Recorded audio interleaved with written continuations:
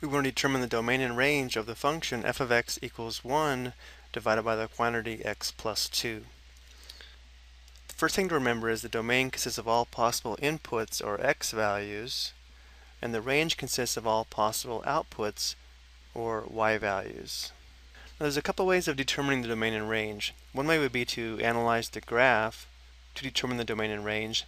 The other way would be to use reasoning based upon what we know about the properties of a rational function.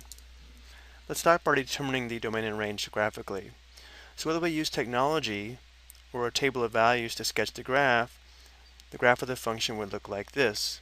One thing we should notice right away is that x could not equal -2, because if it did, we'd have a 0 in the denominator, and as a result we have a break in the graph and x equals -2. And this is actually a very important aspect of determining the domain of the given function. So to determine the domain, since the x values occur along the x-axis, we want to determine how this graph behaves horizontally.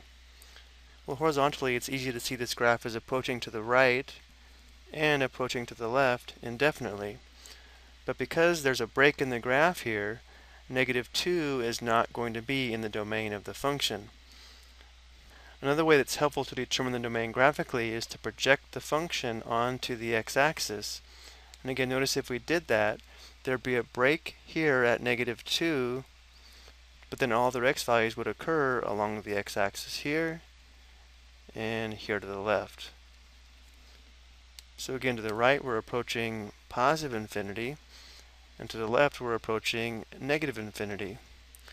So there's a couple of ways to express the domain. We can say all reals. This is the abbreviation for all real numbers. So all reals except x equals -2. Now we can also express this using interval notation.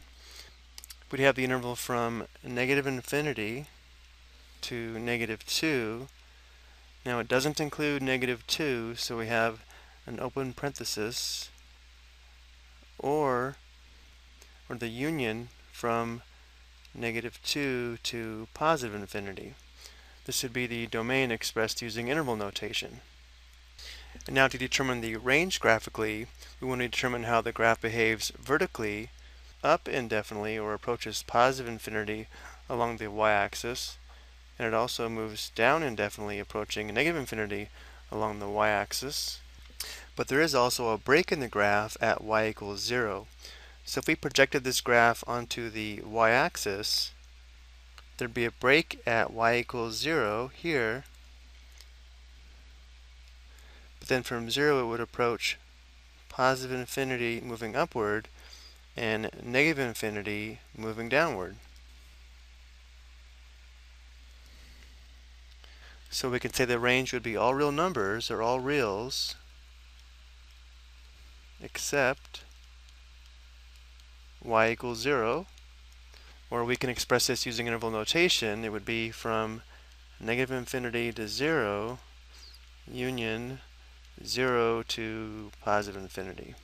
If we didn't want to use union, we could also use or.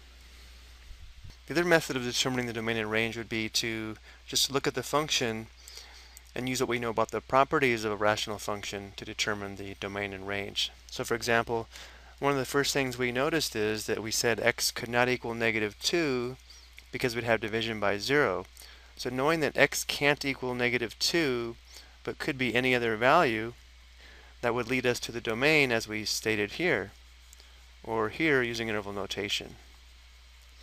Now determining the range would be a little more difficult just by looking at the function.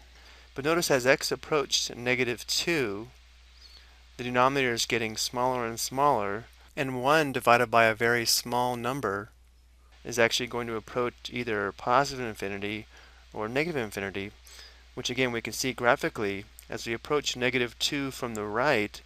Notice how the y values approach positive infinity. And if we approach -2 from the left, notice how we would be approaching -infinity along the y-axis. Now there is one more thing we should recognize about the rational function when determining the range. This fraction is never going to be equal to 0. We can't have a fraction equal to 0 if the numerator is a constant.